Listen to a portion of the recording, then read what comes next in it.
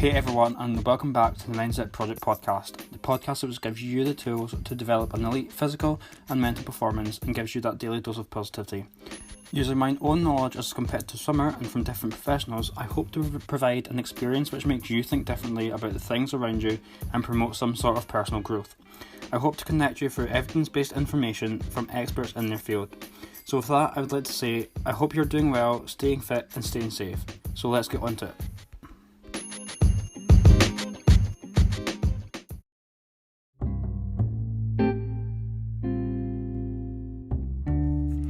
On the episode this week, I will be discussing another technique which has helped me and I know will help you on your own personal growth journey. And this technique is the use of positive affirmations.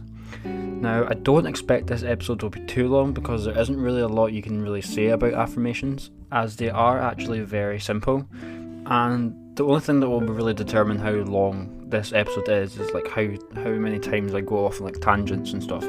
So, what is a positive affirmation? Well, they're simply just statements or phrases that kind of counteract negative thoughts or inconvenient and feelings such as like anxiety, nervousness, etc.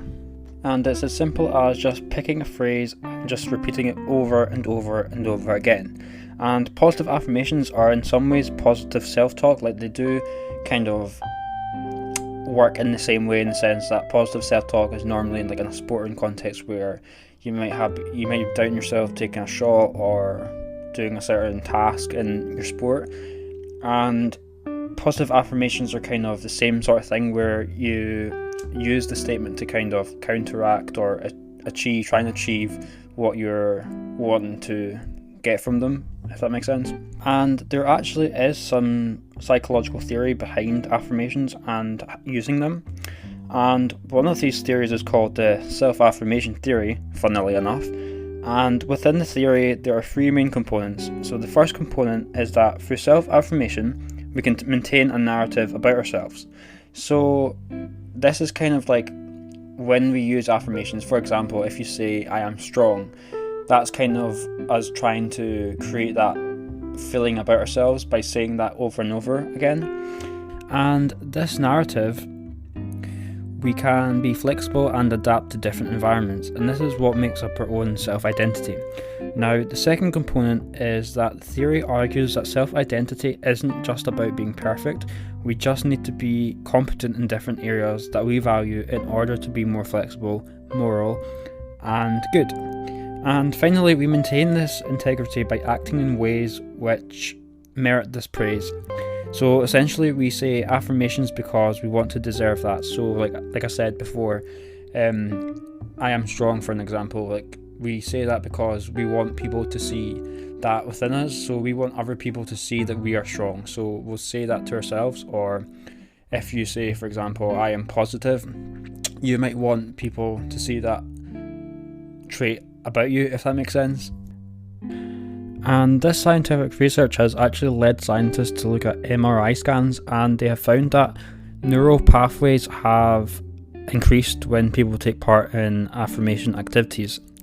So what are the benefits of affirmations? Well, one of the key benefits is that it has been shown to decrease stress, and like I've mentioned in an episode before, stress can have a deteriorating impact on our health.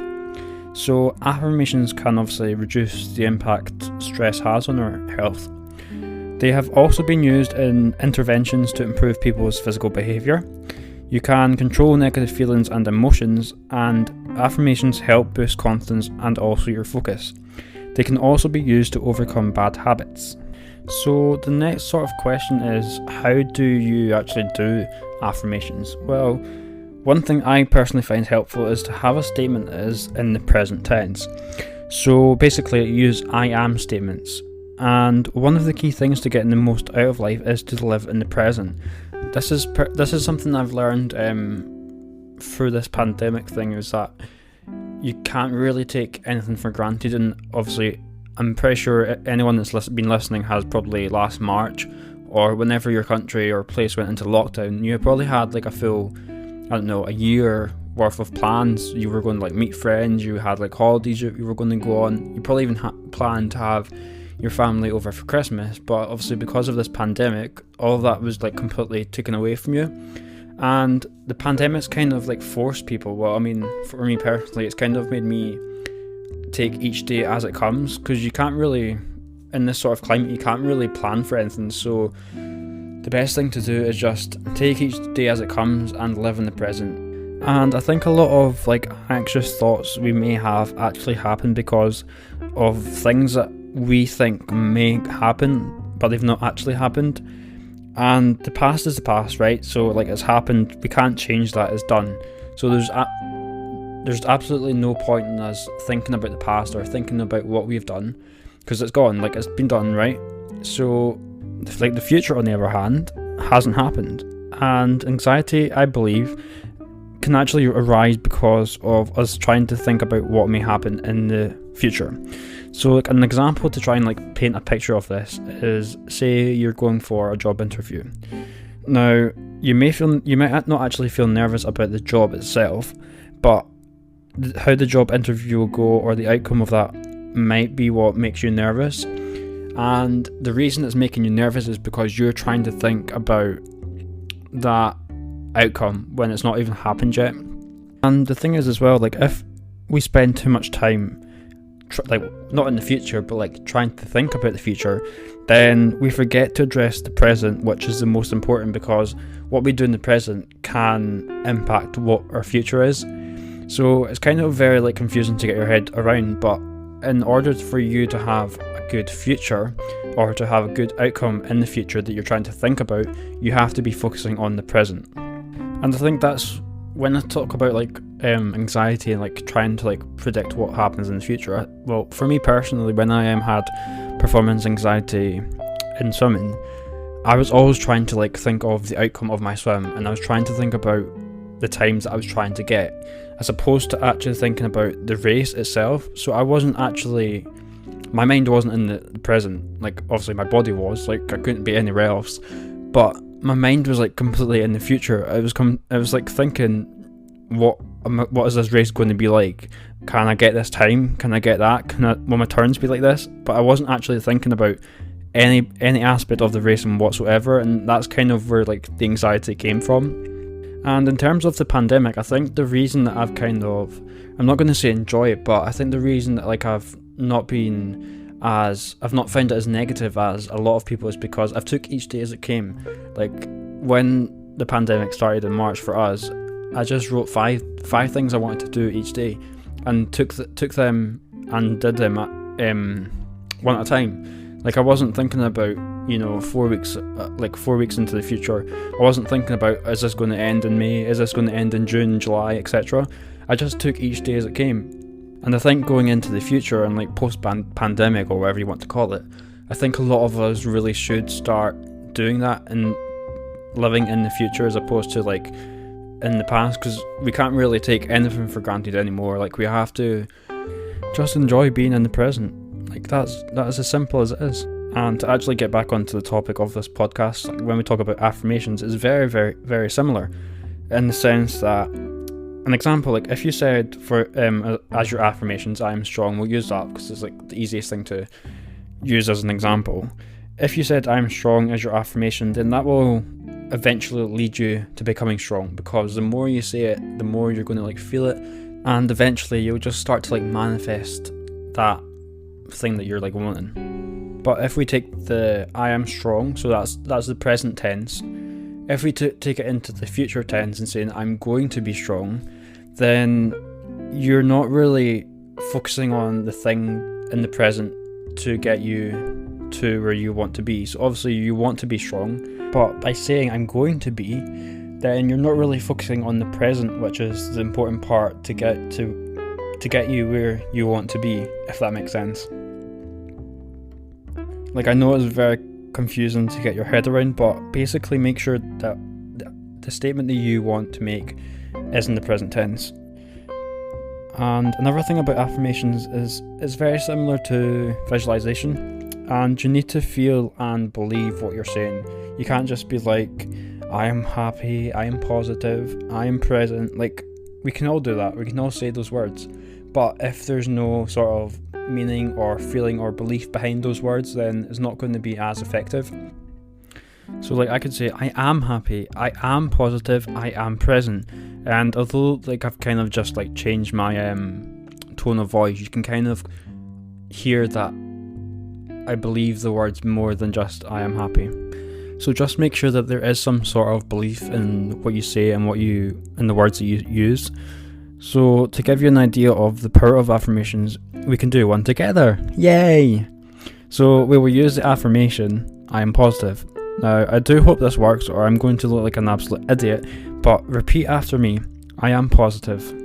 I am positive. I am positive. I am positive. I am positive. I am positive. I am positive. I am positive. I am positive. Now I do hope you are feeling a little bit more positive now that we've just done that. And obviously it may not happen straight away, but it gives you an idea of what you should do. Now, there are lists and lists out there of affirmation examples on the internet, on YouTube. Like, on the internet, there's like so many. And you might have, I am strong, I am whole, I am present, I am positive, I am loved, I am healthy, I am growing every day, I am powerful, like that sort of thing. And like I say, you can find so many affirmations online. Just pick something that's specific to you, or you might even want to make your own up, but just make sure it's in the present tense, and when you do it, make sure that you add some sort of belief or feeling to the words. And another way I think affirmations work is through the repetition. Now, anyone who does sport will know that repetition is often used to improve a specific skill. So as an example, I'm going to use like badminton. Like if you are practicing a smash, for example, you might have someone or a coach on the opposite side, and they like serve you the shuttlecock, and you just smash it and smash it and smash it and smash it until you kind of like get it and you improve it, and so on. And the more you do something, the better you will become at it. Now, I'm sure I saw something that Arnold Schwarzenegger said, and it was something like, if you do something 1 hour every day for a year, you will have spent 365 hours on doing that one thing. So just imagine how far you'd go with 360 hours of one activity. That's a solid 15 days of working on something. Like, that's a huge amount of time when you actually think about it. And take learning Spanish, for example. Like, imagine if you did an hour of Spanish every single day. Like, how far and how much of the language do you think you could actually learn by doing 15 days of it non-stop? Like, it's mad. It's absolutely crazy, like, when you think about it. And repetition is such a powerful, albeit sometimes boring, tool we can use. And in terms of affirmations, I think it is the repetition of the phrase that is the key. Obviously, you have to have some sort of belief there. I'm going to keep going on about that belief system there. And I'm actually sure there's something in psychology where the more you hear something, the more your brain like starts to believe it. So like an example I can think of is if you have like a really bad coach, for example, and all they say is like, you're not good at this task, or your performance isn't great. And the more they say this to you, like, you will start to like doubt yourself and believe what he is saying. So when we use affirmations, the more we do it, the more we reinforce a good belief system. Now, they almost act like a fake it till you make it sort of thing, and you may not feel confident, but by telling yourself that you are over and over again, you'll start to believe that and eventually be it. And again, like visualization, it's like manifesting it and repeating it. So that was a very short episode on affirmations. Like, I'm not sure what else I can say in terms of what they do, but apart from, it's really simple as a statement which you can use to counteract negative thoughts or behaviours. And it's a very simple technique, but I think when you do it often, it can be very good, and obviously it is very flexible as well. Like when you feel you have achieved that one affirmation, is you can adopt another one, or perhaps even adapt that one that you've kind of achieved, and so on. And I personally do affirmations every day for about 5 minutes in the morning, and when I do my yoga and meditation on a Sunday, then I will use that time as well to do some more affirmation work. I also do them before I go to training as well, just kind of to get me like psyched up. So like if I'm not feeling too great, or I've just had like a really like long block of training really shitty, then I'll just kind of use them just to kind of make me feel a little bit better about me. and kind of get me in the headspace to train hard and train well. I think doing it this way as well has kind of helped me practice it more and more, because I'm training almost twice a day sometimes. So doing it over that amount of times has probably helped me practice it, and that's all there really is to it, to be honest. Just practice it, and hopefully you will see some sort of benefit. And if you do listen to this and then you go away and try it and you don't really see anything, you can always message me on my Instagram, either on my personal one or the Mindset Project podcast one. And with that, I think we'll come to the end of that episode. Now, obviously this is a very short episode, and the next technique I was going to talk about is also, there's not a lot to say about it, so I think there's going to be another episode this week. So this one will go up on Sunday, and I will do another one, perhaps upload it on Wednesday or during the middle of the week, so you've kind of got 2. And with that, I would like to say, stay positive, stay fit, stay safe, and I shall see you on the next one.